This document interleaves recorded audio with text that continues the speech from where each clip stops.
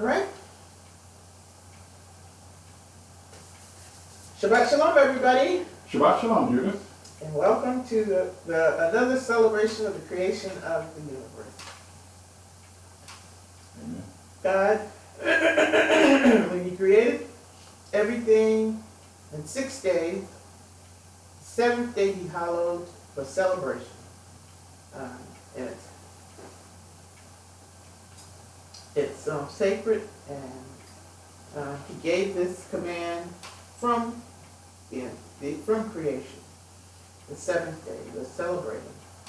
And in the synagogues across the world, they divide the Torah, which are the first 5 books of the Old Testament, into 52 sections. And the section we are studying this week is entitled וישלח. And He sent. And it's taken from Genesis 32:4 through Genesis 36:43. In my Torah, it's divided into 3 sections. The first is Jacob becomes Israel, Genesis 32:4 to 33:17. The second is the rape of Dinah, Genesis 33:18 through Genesis 34:31. And births and deaths, Genesis 35:1 through 36:43. And it starts by Yishlach Yaakov me la'achim lefnav el Esav achiv artsa sha'ir sadeh adom. Jacob sent messengers ahead to his brother Esau in the land of Seir, the country of Edom. Psalm 119, Dalet.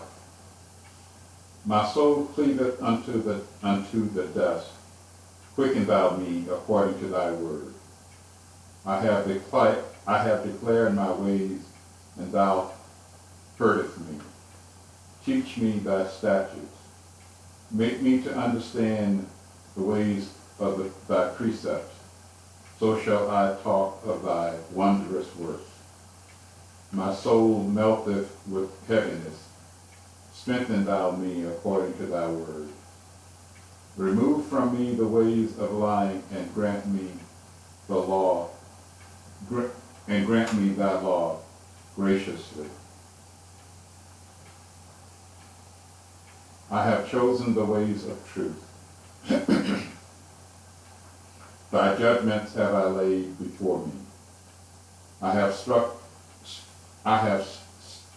upon thy testimony. O Lord, put me not to shame. I will run the way of thy commandments, when thou shalt enlarge my heart.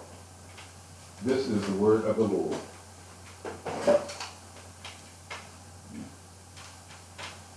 Our Father in heaven, hallowed be thy name. May your kingdom come, and may your will be done. We give thanks to you, Lord God, for you have brought us to and have created this day of blessing.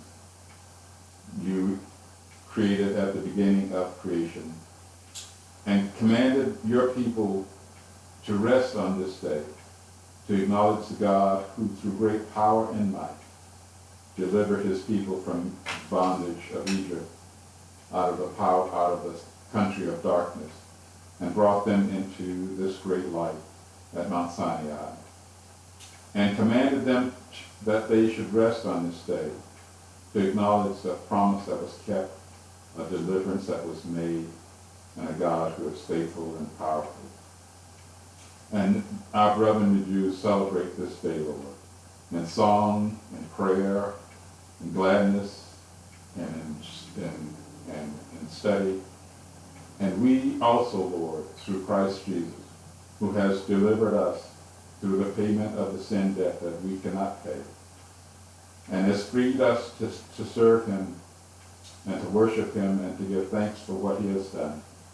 And we await his return, Lord, when we will be united as one.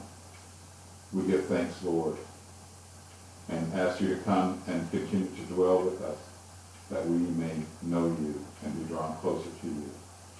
In the name of the Christ we pray. Amen.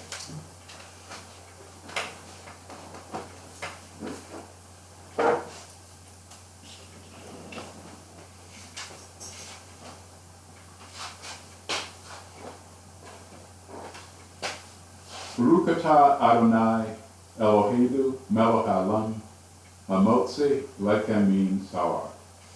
Blessed art you, Lord our God, King of the universe, who gives us bread from the earth.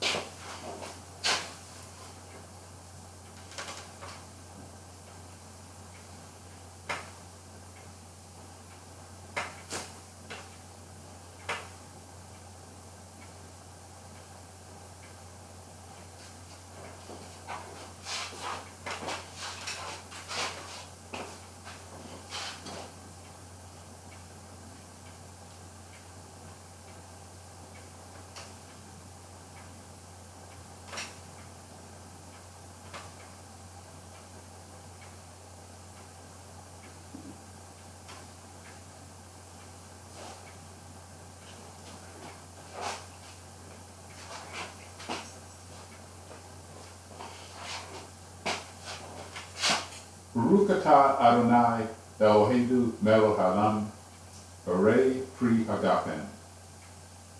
Blessed art you, Lord our God, King of the universe, who gives us the fruit of the vine. Shabbat shalom.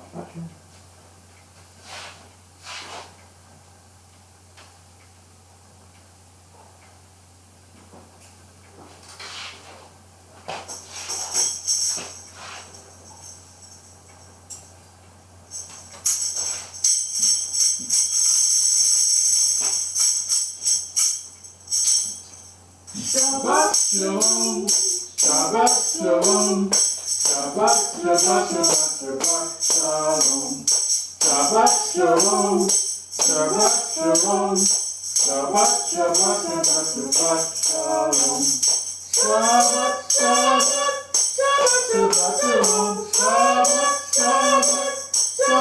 Shabbat, Shabbat shalom, Shabbat shalom, Shabbat, Shabbat, Shabbat, Shabbat, Shalom. Shabbat shalom, everybody. Shabbat shalom, Judah.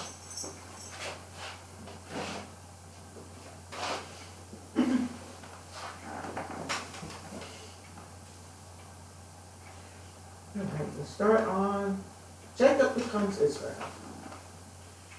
Jacob sent messengers ahead to his brother Esau in the land of Seir, the country of Edom, and instructed them as follows.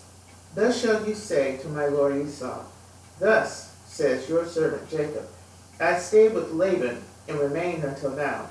I have acquired cattle, asses, sheep, and male and female slaves. And I send this message to my lord in the hope of gaining your favor. The messengers returned to Jacob, saying, we came to your brother Esau.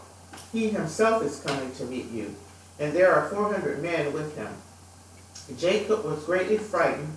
In his anxiety he divided the people with him, and the flocks and the herds and camels into two camps, thinking, If Esau comes to the one camp and attacks it, the other camp may escape. Then Jacob said, O God of my father Abraham, and the God of my father Isaac, O Lord, who said to me, return to your native land, and I will deal bountifully with you. I am unworthy of all the kindness that you have so steadfastly shown your servant. With my staff alone I crossed this Jordan, and now I have become two camps. Deliver me, I pray, from the hand of my brother, from the hand of Esau, else I fear he may come and strike me down, mothers and children alike. Yet you have said, I will deal bountifully with you. Make your offspring as the sands of the sea, which are too numerous to count. After spending it out there, he selected from what was at hand these presents for his brother Esau: 200 she-goats, 20 he-goats, 200 ewes and 20 rams, 30 milch camels with their coats, 40 cows and 10 bulls, 20 she-asses and 10 he-asses. These he put in the charge of his servants, drove by drove, and he told his servants, go on ahead and keep a distance between droves. He instructed the one in front as follows: when my brother Esau meets you and asks you, whose man are you? Where are you going? And whose animals are these ahead of you? You shall answer, your servant Jacob's. They are a gift sent to my lord Esau, and Jacob himself is right behind us. He gave similar instructions to the second one, and the third, and all the others who followed the droves, namely, thus and so shall you say to Esau when you reach him. And you shall add, and your servant Jacob himself is right behind us. For he reasoned, if I propitiate him with presents in advance, and himself is right behind us. For he reasoned, if I propitiate him with presents in advance, and then face him, perhaps he will show me favor. And so the gift went on ahead, while he remained in camp that night. That same night he arose, and taking his 2 wives, his 2 maidservants, and his 11 children, he crossed the ford of the Yabbok. After taking them across the stream, he sent across all his possessions. Jacob was left alone, and a man wrestled with him until the break of dawn. When he saw that he had not prevailed against him, he wrenched Jacob's hip at the socket, so that the socket of his hip was strained as he wrestled with him. Then he said, let me go, for the dawn is breaking. But he answered, I will not let you go unless you bless me. Said the other, what is your name? He replied, Jacob. Said he, your name shall no longer be Jacob, but Israel. For you have striven with beings divine and human and prevailed. Jacob asked, pray tell me your name. But he said, you must not ask my name. And he took leave of him there. So Jacob named the place Peniel, meaning, I have seen a divine being face to face, yet my life has been preserved. The sun rose upon him as he passed Peniel, limping on his hip. That is why the children of Israel on this day do not eat the thigh muscle that is on the socket of the hip, since Jacob's hip socket was wrenched at the thigh muscle. Looking up, Jacob saw Esau coming, accompanied by 400 men. He divided the children among Leah, Rachel, and the 2 maids, putting the maids and their children first, Leah and her children next, and Rachel and Joseph last. He himself went on ahead and bowed low to the ground 7 times until he was near his brother. Esau ran to greet him. He embraced him, and falling on his neck, he kissed him, and they wept. Looking about, he saw the women and the children. Who, he asked, are these with you? He answered, the children with whom God has favored your servant. Then the maids with their children came forward and bowed low. Next, Leah with her children came forward and bowed low. And lastly, Joseph and Rachel came forward and bowed low. And he asked, what do you mean by all this company which I have met? He answered, to gain my Lord's favor. Esau said,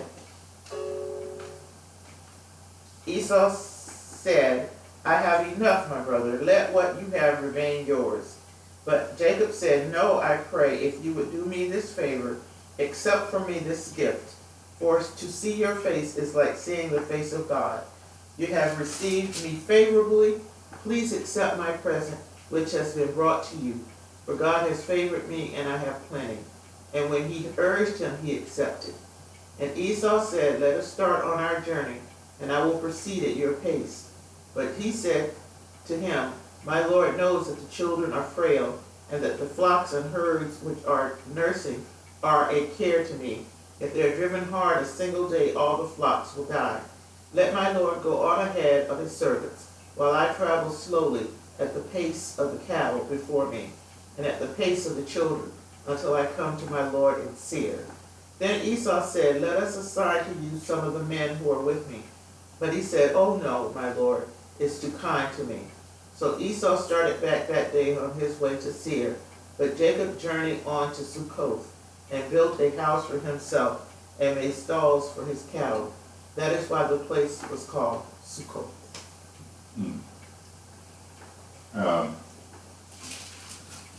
Quite a bit of things going on here. And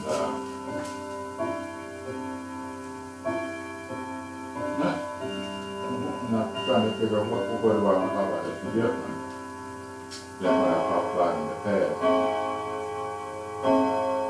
But I think one of the things, this is the encounter that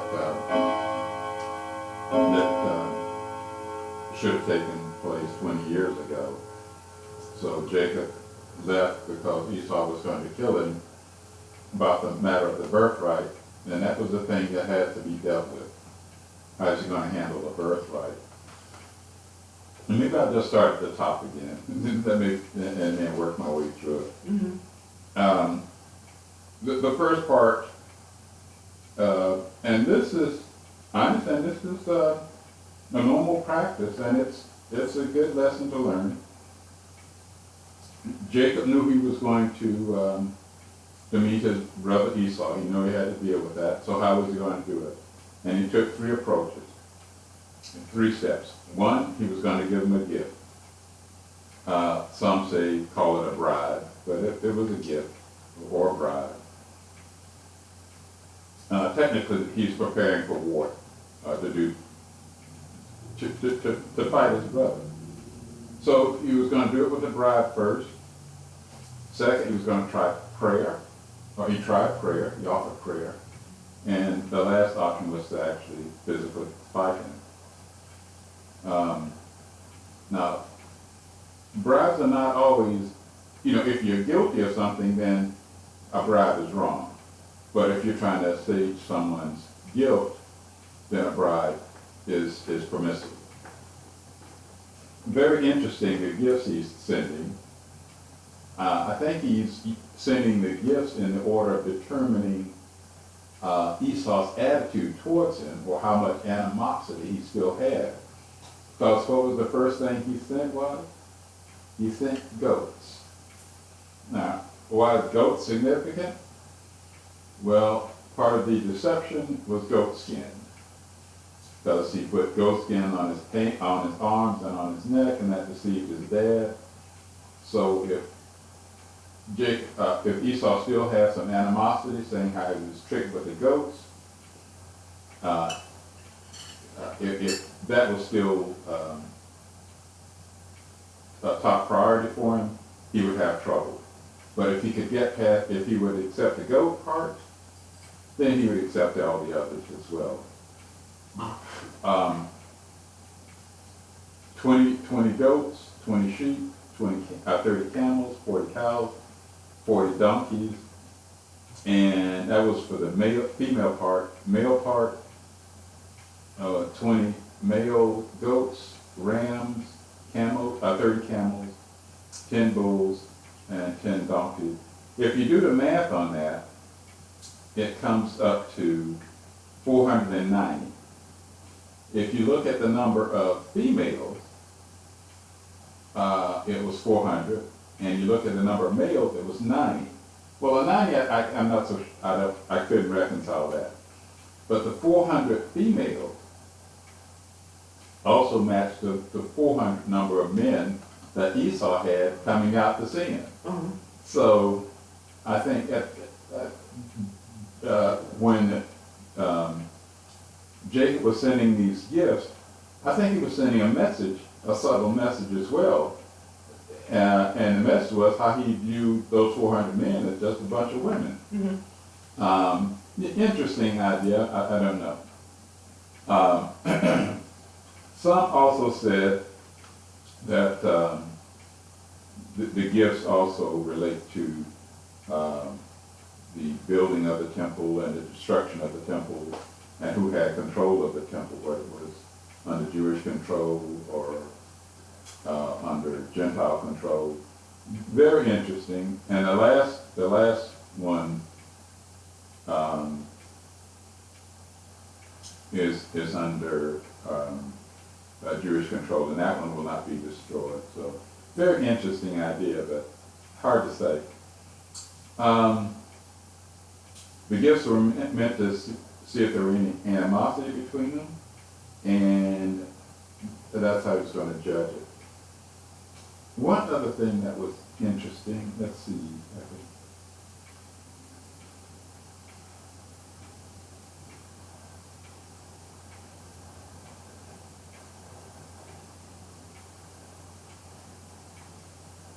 When Esau approached, what did he see first? Well, he saw the women first and then the children. And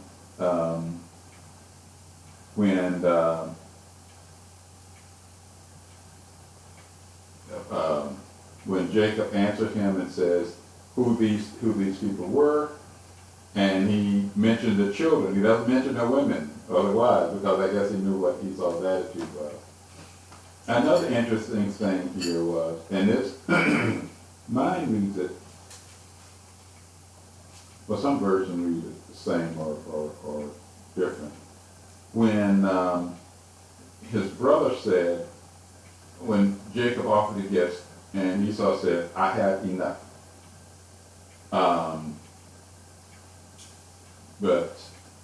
And also Jacob told him, now some versions said, both of them said the same thing, I have enough.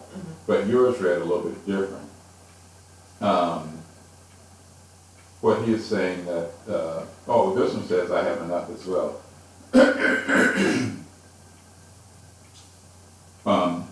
The idea is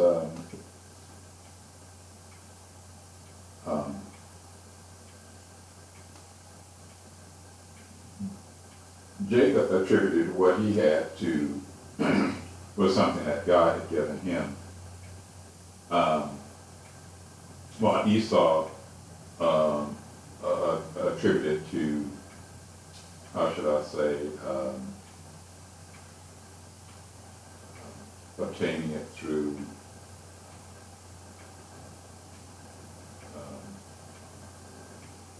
hard work or something like that. What Jacob is saying, other translation would indicate that Jacob was saying he was satisfied with what he had. Esau was saying, I have enough, but I can always use a little bit more. And because that's how it turned out, because he did accept it. So technically, he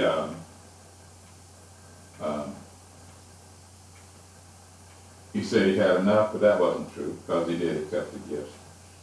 Otherwise, he would not have if he had enough. And Jacob was saying that he was satisfied with what God had given him. Esau, they also wanted to journey, and this is one of the ideas. They want to journey together. And the idea of that, when the messengers came to Esau, he brought his 40 men, and it's an indication of his lifestyle. Their lifestyle was one of adventure, of excitement, and living for the moment, and just living a rush lifestyle. But Jewish lifestyle is not like that at all. It's more of a relaxed lifestyle, one of under self-control and being satisfied with what you have. not a fast-paced lifestyle.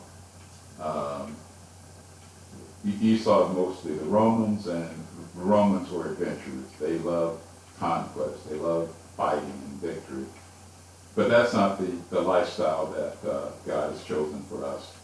Ours is a lifestyle where we live a life of self-control, and we're satisfied with what God has provided for us.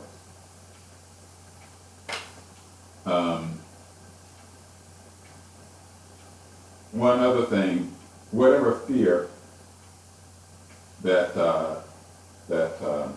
Jacob had for Esau had to have been lost when he had that wrestling match. And one other thing that here he says, and I've always read that wrong, or understood it wrong, when Jacob said to Esau, to see him, I have seen the face of God, and thou wast pleased with me. He also, when he was wrestling with the angel, he used the same expression. Oh, no, I'm sorry. He said the same thing in verse 30. And Jacob said the name of the place was Peniel, for I have seen God's face to face, and my life is preserved. So he's wrestled with God and was not defeated. So saying to his brother, hey, you can't defeat me either, because I've seen God and I was not defeated, so I have no fear of you at all. So this idea of him looking at Esau and thinking Esau had godlike qualities, that my understanding was not good. I think more what it means is he won't be defeated by Esau. Esau can't defeat him. Excuse me.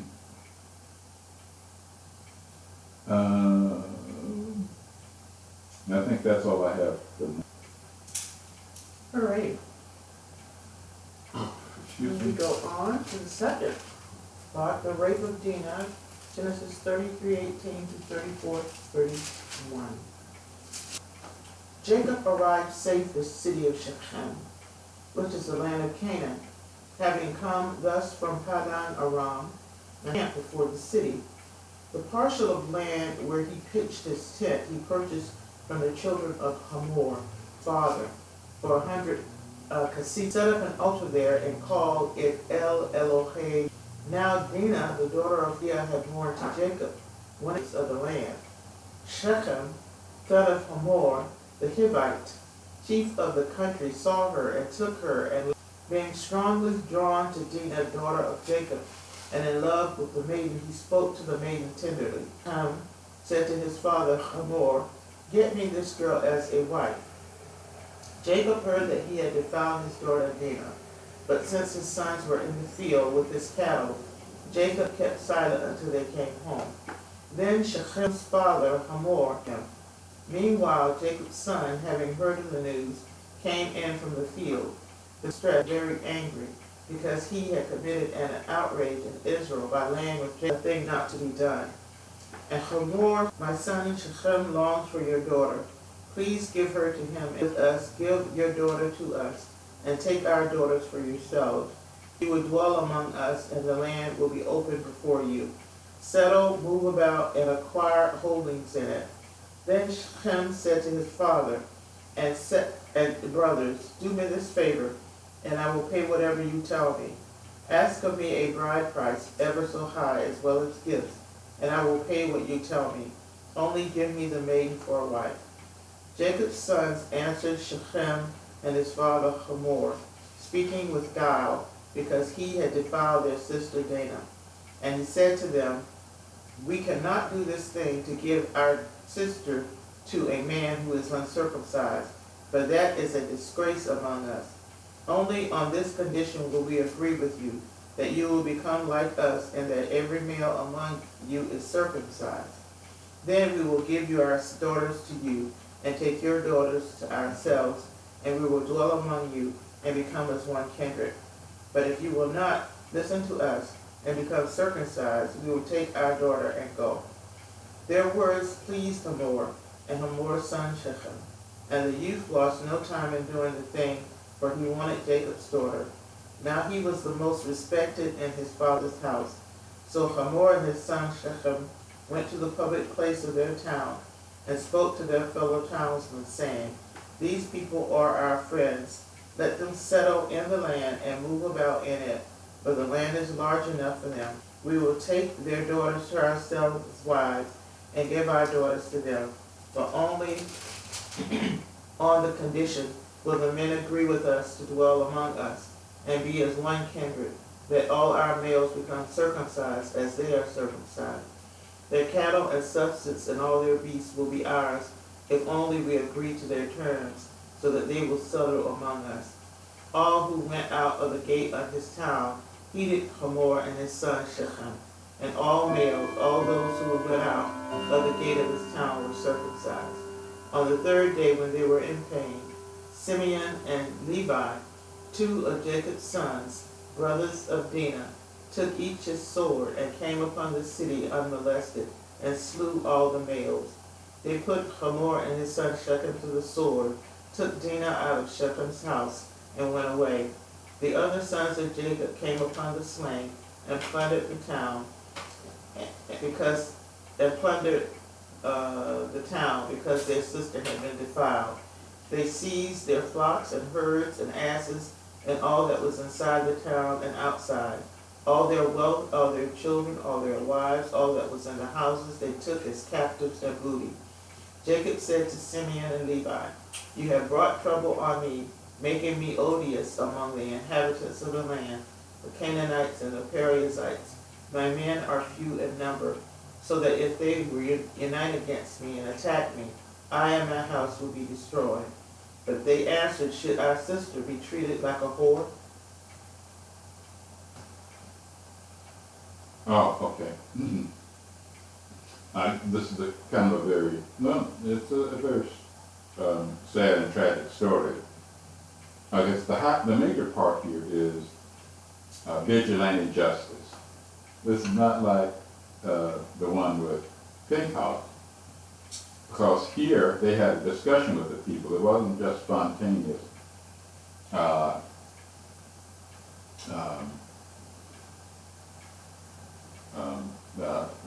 vengeance. Otherwise, I guess they would have killed their daughter, and the daughter was raped. But this was, for all practical purposes, vigilante justice. Now you can understand why he may have killed the prince and maybe the prince himself, because he did the wrong. Why do the entire town? There's the idea of collective responsibility and also individual accountability, where if the city can see a wrong being done and keep silent about it, then they're just as wrong as the person who perpetrates it, although they're not the person who actually perpetrates it. But I think this goes to the idea of collective punishment, even though you had the ability to speak up. But that's a little dangerous too, because if you speak against the king could kill you.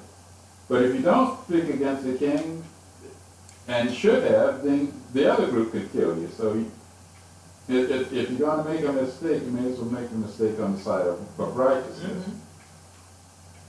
Mm-hmm. But this has to do with collective guilt and collective punishment. This is what this was, collective punishment. Jacob did not like this idea, although when later on his deathbed he makes mention of it.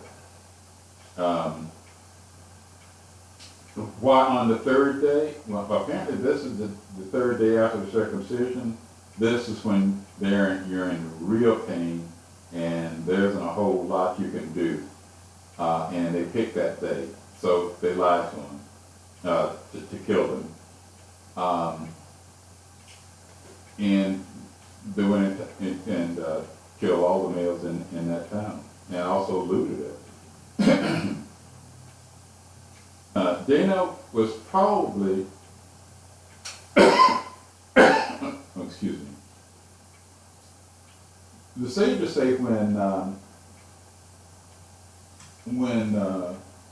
Esau came and met the family, Jacob hid Dinah, so he couldn't see her. Otherwise, had he seen her, he probably would have wanted her as well. But she was hidden from him. So what was exhibited was a certain amount of control. But when Dana started wanted to go out and visit the city, there was no control there, no control whatsoever. I think she was looking for trouble, but she was on the young side, and there was no supervision, and that was a mistake. Sages also go a little bit deeper and say that Leah did not want a son. She prayed to have a daughter. If Dinah was a son, then she would have had more boys than Rachel and her concubine, and she didn't want that. So said God answered her prayer. Instead of making Dinah a boy, made Dinah a girl. I don't know, kind of an interesting story. Hard to say, but I guess within the first two weeks or something like that, that's when the sex of a child is determined, or that process starts. But it's interesting. So what happened? They go and they take Dinah. I don't think Dinah ever marries. You don't hear much about her, although the sages do come up with some interesting stories that she did get pregnant and she had a child, and the child was given up for adoption. So kind of interesting. Well, one other thing I did not mention, when Esau and Jacob split, Esau goes back to see her, and Jacob says, well, we'll catch up with you. But Jacob never goes to see her. He never wants to get close to his brother. He goes to a different place altogether. May have, trying to think, maybe they met up at the dad's funeral or something like that, maybe. But they never did live close together, and that's probably a good thing. Don't want to live that close to your enemy. And I think that's all I have. All right. The third part is births and deaths. Genesis 35, 1 through 36, 43. And God said to Jacob, arise, go up to Bethel and remain there, and build an altar there to the God who appeared to you when you were fleeing from your brother Esau. So Jacob said to his household and to all who were with him, rid yourselves of the alien god in your midst, purify yourselves and change your clothes. Come, let us go up to Bethel, and I will build an altar there to the God who answered me when I was in distress, and who has been with me wherever I have gone. They gave to Jacob all the alien gods that they had, and the rings that were in their ears. And Jacob buried them under the terebinths that were near Shechem. As they set out, a terror from God fell on the cities round about, so that they did not pursue the sons of Jacob. Thus Jacob came to Luz, that is Bethel, in the land of Canaan, he and all the people who were with him. There he built an altar and named the site El Bethel, for it was there that God had revealed himself to him when he was fleeing from his brother. Deborah, Rebekah's nurse, died and was buried under the oak below Bethel, so it was named Elon Bakut. God appeared again to Jacob on his arrival from Padan Aram, and he blessed him. And God said to him, you, whose name is Jacob, you shall be called Jacob no more, but Israel shall be your name. Thus he named him Israel. And God said to him, I am El Shaddai, be fertile and increase. A nation, yea, an assembly of nations, shall descend from you. Kings shall issue from your loins. The land that I gave to Abraham and Isaac I give to you, and to your offspring to come will I give the land. God parted from him at the spot where he had spoken to him, and Jacob set up a pillar at the site where he had spoken to him, a pillar of stone, and he offered a libation on it and poured oil on it. Jacob gave the site where God had spoken to him the name of Bethel. They set out from Bethel, but when they were still some distance short of Ephrath, Rachel was in childbirth, and she had hard labor. When her labor was at its hardest, the midwife said to her, "Have no fear, for it is another boy for you." But as she breathed her last, for she was dying, she named him Ben-Oni, but his father called him Benjamin. Thus Rachel died. She was buried on the road to Ephrath, now Bethlehem. Over her grave Jacob set up a pillar. It is the pillar at Rachel's grave to this day. Israel journeyed on and pitched its tent beyond Migdal Eder. While Israel stayed in that land, Reuben went and laid with Bilhah, his father's concubine, and Israel found out. Now the sons of Jacob were 12 in number. The sons of Leah, Reuben, Jacob's firstborn, Simeon, Levi, Judah, Issachar, and Zebulun. The sons of Rachel, Joseph, and Benjamin. The sons of Bilhah, Rachel's maid, Dan and Naphtali. The sons of Zilpah, Leah's maid, Gad and Asher. These are the sons of Jacob, who were born to him in Padan Aram. And Jacob came to his father Isaac at Mamre, at Kiriath Arba, now Hebron, where Abraham and Isaac had sojourned. Isaac was 180 years old when he breathed his last and died. He was gathered to his kin in ripe old age, and he was buried by his sons Esau and Jacob. This is the line of Esau, that is Edom. Esau took his wives from among the Canaanite women, Adar, daughter of Elon the Hittite, and Oholibamah, daughter of Anak, daughter of Zibeon the Hivite, and also Basmeth, daughter of Ishmael, and sister of Nabor.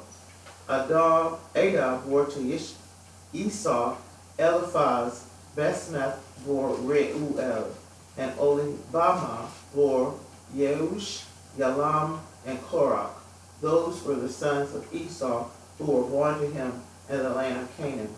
Esau took his wives, his sons and daughters, and all the members of his household, his cattle and all his livestock, and all the property that he had acquired in the land of Canaan, and went to another land because of his brother Jacob, for their possessions were too many for them to dwell together. And the land where they sojourned could not support them because of their livestock.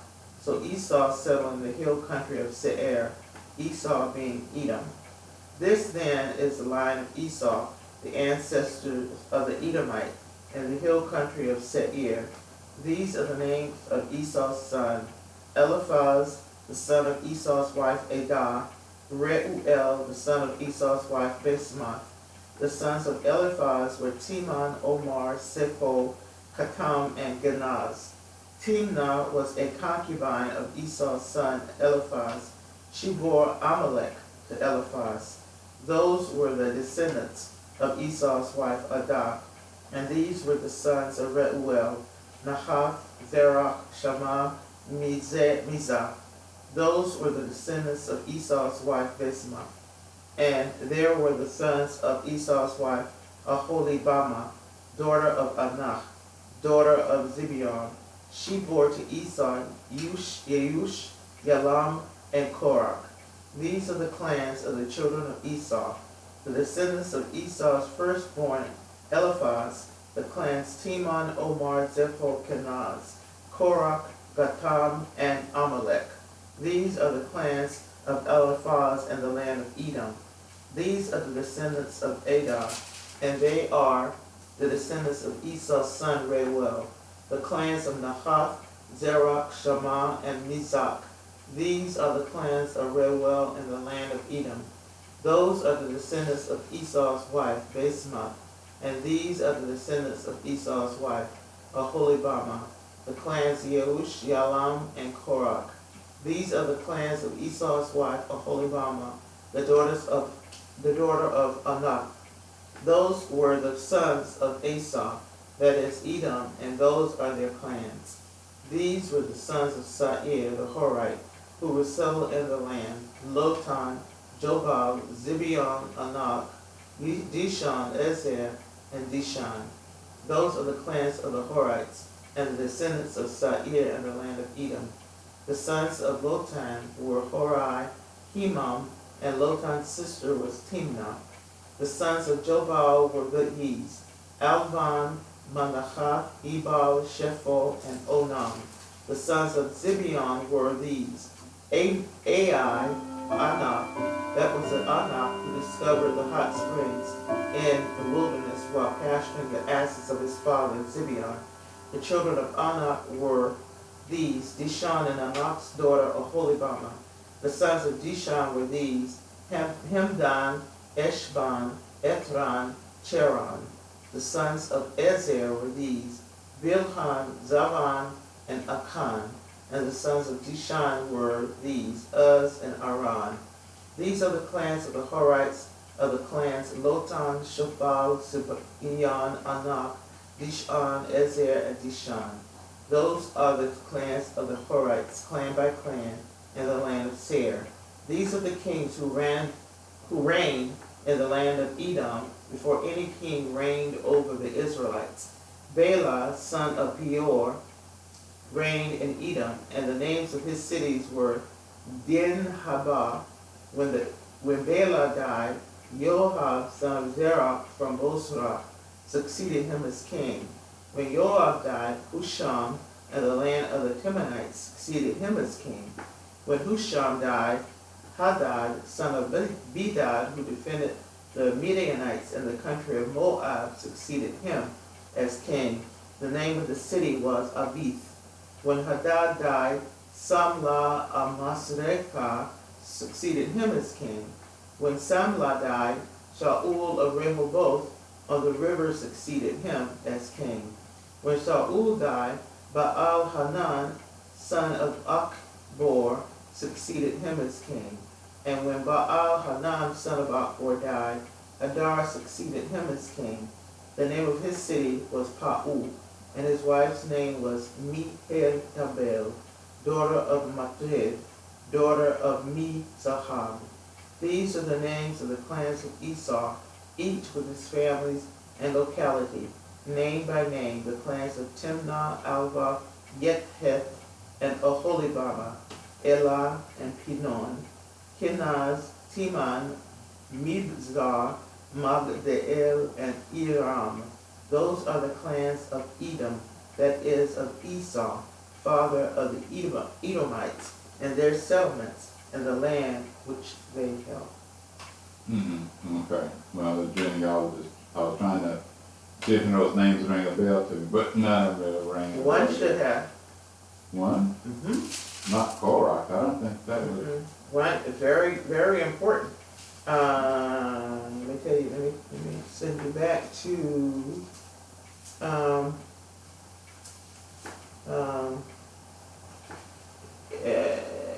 Okay.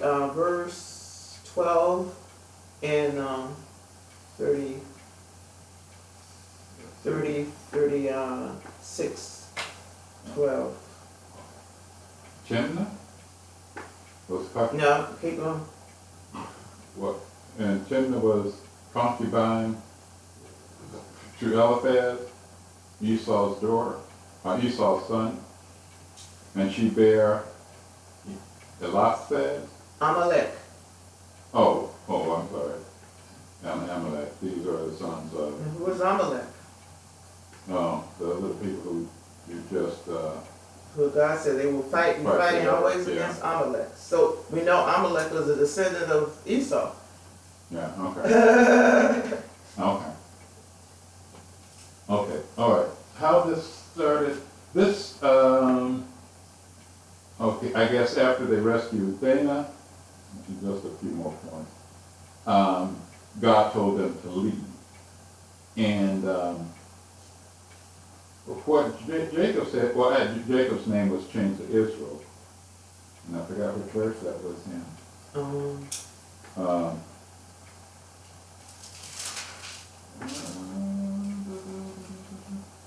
It's verse 9,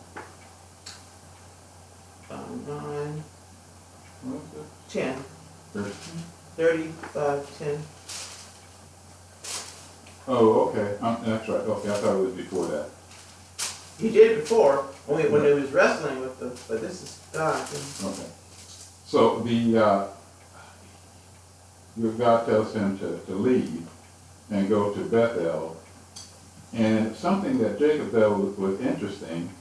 And for a long time it just puzzled me, how could that happen? Then Jacob said unto his household and to all that were with him, put away the strange gods that you have among you, and be clean. And I'm saying, would they have been carrying those gods all that time, that long period of time? And the problem is, maybe not. When they raided Shem, or when they raided the city, where that held Shechem? Shechem, yeah. When they killed all the people and they took all the spoil, I'm sure their gods were, they took all the wealth, and I'm sure people had the little golden statues, and he took those too. They said, well, hey, what do I care? Gold is gold, and I'm going to take it. So I'm thinking those were the idols that they ended up getting. Not necessarily idols they brought when they left, all those years after they left Horeb. That's where I think the idols came from. At least I'm hoping that's where they came from. And I don't think necessarily they picked them up to worship them, but they at least had some value, and that's why they wanted them. So, but Jacob said, no, bury him, and you bury him near Shechem, near under the oak. I guess must have been a tree. I'm not sure all the significance of that, but not necessarily burn him, but bury him. Would burning have been more significant than burying? I don't know. Maybe that's what we should do with all the gods. We should bury them. That's not good. Burn them, you still got the ashes to deal with. And then you bury the ashes. I don't know. The only other thing that stands out, I think we talked about it before, where Rachel's nurse died. So somewhere along the line, Rachel sent her nurse back to Jacob with a message, it's time to come home. No good idea as to when she arrived there or how long she's been there. But we do see where she fulfilled her promise that she was going to send for her son. Jacob also mentioned even to Esau that he had sojourned in Hebron, and that just means he was there for a short period of time. He didn't go there to live. And I was trying to find out more information on this word sojourn, but kind of Kabbalistic. Sojourn has to do, there's a number value to it, and I can't remember exactly what it means, or I couldn't find that information, but it has to do more with being somewhere temporarily.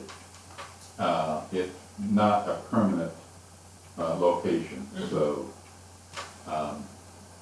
even more so when we think of sojourning, it's not that we're here permanently, it's just that we're here temporarily. And even numerically, we're here temporarily. And finally, also in this chapter, Rachel also died and was buried, and to her last child, Benjamin. And that's all I have today. Well, that concludes this week's Torah portion, where a couple of important things have happened. And on this journey to birth the nation of Israel, Mhm. and that Jacob's name has been changed to Mhm. Israel. Mhm. So, the Parsha for, what can you read?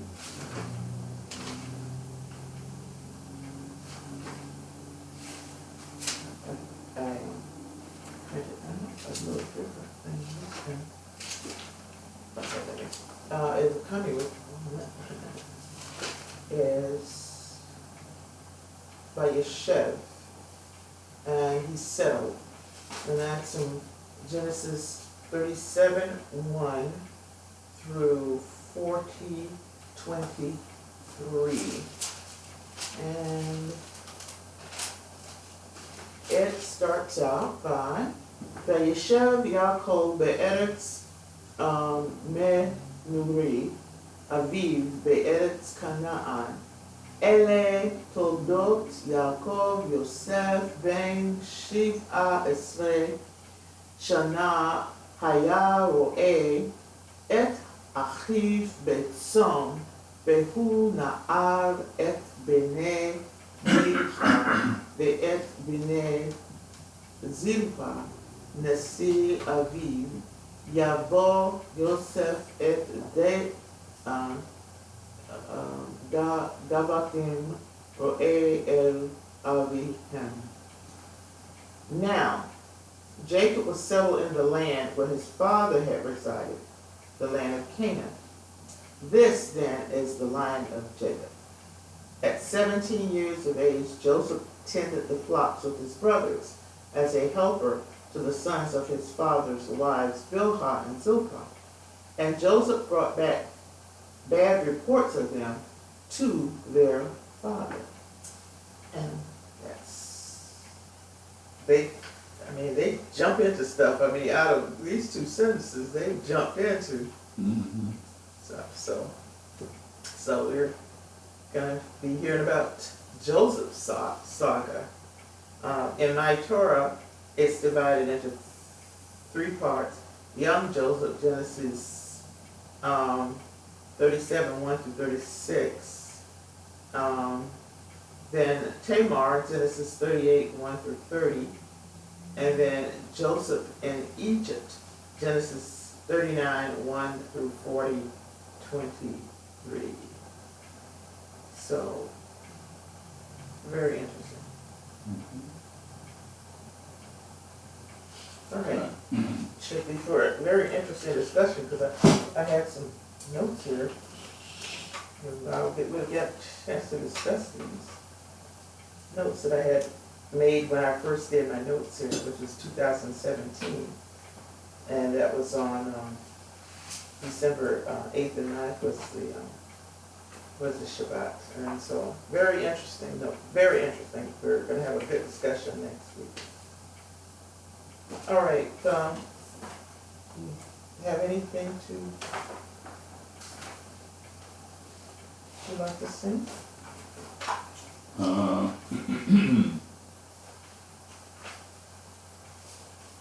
Well, I guess this do I have to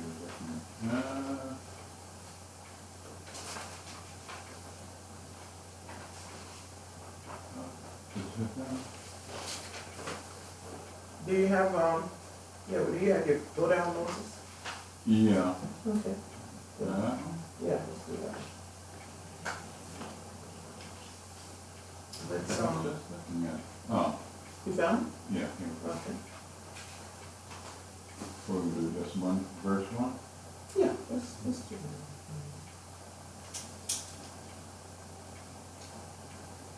When Israel was in Egypt's land, let my people go, oppressed so hard they could not stand.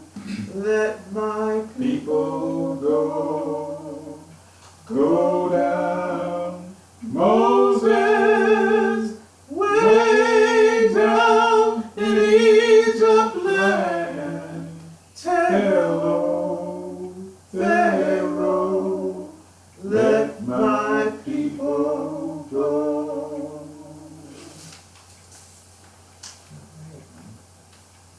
We shall